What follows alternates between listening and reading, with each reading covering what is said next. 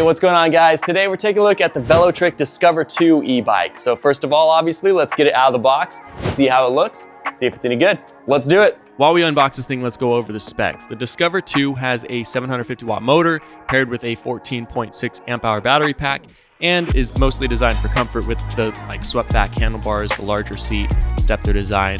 As far as unboxing and setup goes, it was pretty standard. Attach the wheel, connect the handlebars, plug in various wiring connectors, and that's pretty much it.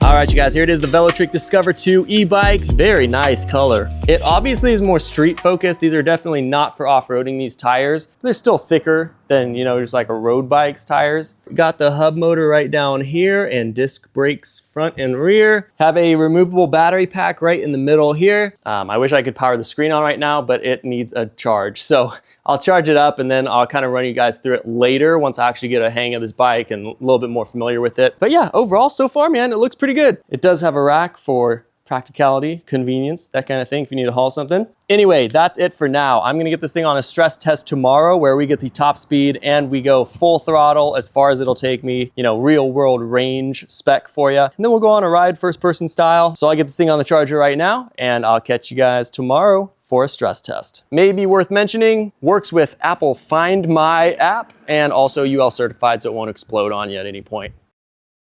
Let's freaking go, dude. One bell installed.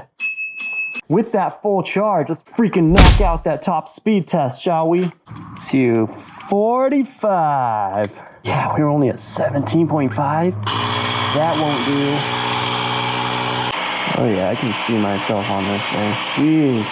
Whichever one I like more, I'm gonna sell the other one. Insert that shaft right there in the hole. Pump some stuff into it.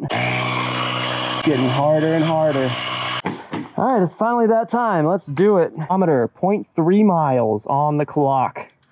Let's get to it and add a few more than that. Oh, it's a thumb throttle. Yo, I'm gonna have to stop you guys right here. Dude, I've never had an e-bike with this kind of thumb throttle on it. That's so much nicer. You guys know I'm not a fan of thumb throttles, but this one is actually nice. I almost can prefer this one over a twist throttle.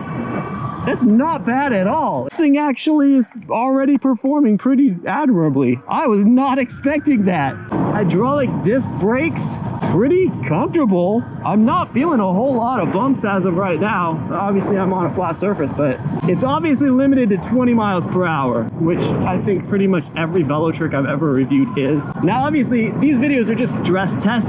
I kind of just give you what I'm feeling as I jump on it for the first time, having ridden tons of other e-bikes. Obviously I'm not trying to hype this up too much, but you have to understand, it's an electric bike doing all the work for you with suspension and everything. Like, it feels nice just as a base level. I know these are becoming cheaper and cheaper, but as just a base impression right now, like, it's not bad at all. Obviously this is a cheaper option out there, and Velotric is a name brand e-bike, so I just want to give you guys my overall first impression for a cheaper name brand type e-bike, but also give you the real world specs we get on it just as a stress test. Flat surface, full throttle, couple hills here and there, but just see how far it'll take us at max speed it'll give us.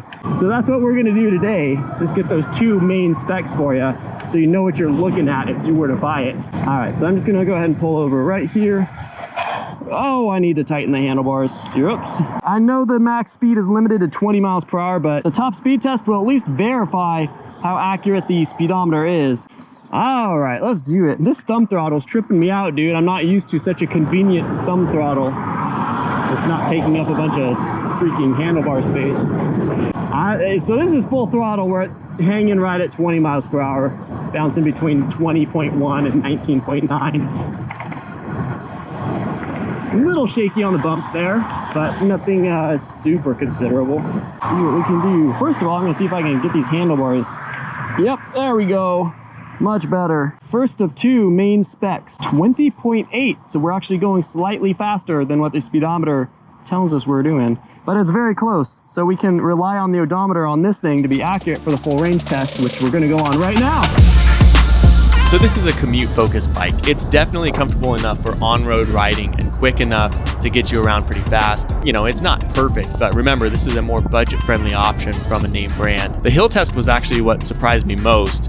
Rarely do bikes gain speed on this hill, but this one held speed and accelerated up it slowly. Really good. Was not expecting that.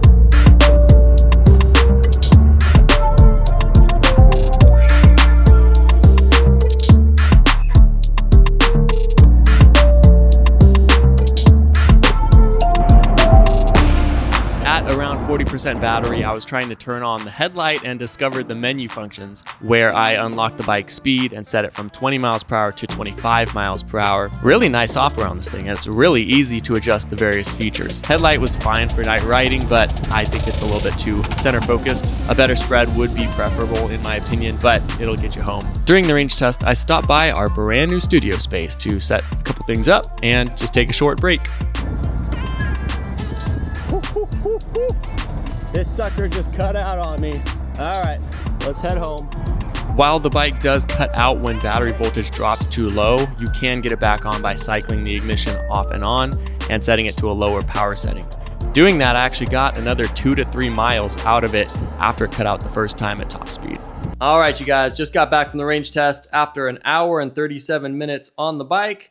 You can see we definitely did kill it, and we got 27 miles on one full charge, going full throttle as fast as we could. I did figure out how to unlock the bike like halfway through the ride at 40% or so on the battery. And then I set the max speed on here to 25 miles per hour. So I was riding a little faster from 40% to 0. But I would say that's a good average, what you'll get going, you know, just as a stress test.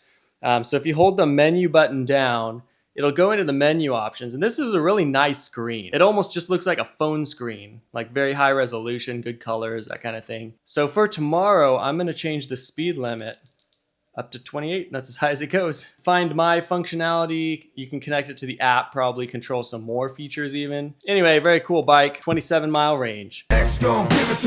See how it looks like flying by.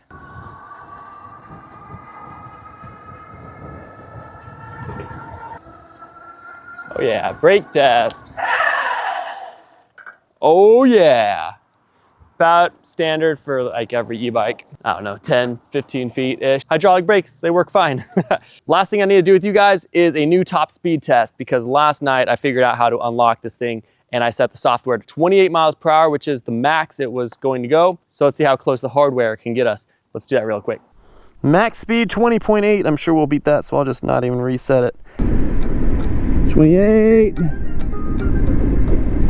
29, 30.1 miles per hour, ladies and gentlemen, and that is so much better than 20 miles per hour for a bike in this price range.